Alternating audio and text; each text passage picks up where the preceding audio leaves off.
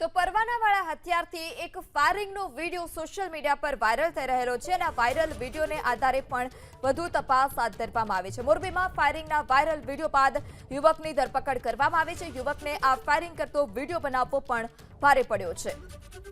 Morbi એસઓજીની team જે કામગીરી કરી રહી છે, આરોપી રણવિજય કુમાર શાહની મોરબી એસઓજીએ ધરપકડ કરી। 15 ઓગસ્ટની ઉજવણી સમયે તેણે હવામાં 3 રાઉન્ડ ફાયરિંગ કર્યું હતું। વાયરલ વિડીયો થયો અને ત્યારબાદ યુવકની ધરપકડ કરવામાં આવી છે। 15 ઓગસ્ટના દિવસે તેણે તહેવારની ઉજવણી દરમિયાન જ હવામાં ફાયરિંગ કર્યું।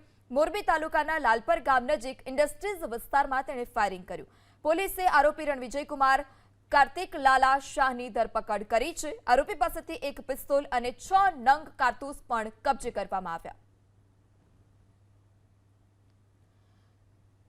તો આરોપી પાસેથી પિસ્તોલ અને 6 નંગ કારતૂસ પણ કબજે કરવામાં આવ્યા છે। ફાયરિંગનો વિડીયો સોશિયલ મીડિયા પર વાયરલ થતાં જ તેના વિરુદ્ધ કાર્યવાહી કરવામાં આવી છે અને તેની એસઓજીએ ધરપકડ કરી છે। 15 ઓગસ્ટની આ ઘટના કે જે ઉજવણી બાદ તેણે હવામાં 3 રાઉન્ડ ફાયરિંગ કર્યું હતું, સોશિયલ મીડિયામાં વાયરલ થવાની ઘેલછામાં અને લોકોમાં રોફ જમાવવા માટે અને પોતાની ધાક બેસે તેવા પ્રયત્નો સાથે તેણે ફાયરિંગ કર્યું અને હવે મોરબી એસઓજીએ તેની ધરપકડ કરી છે।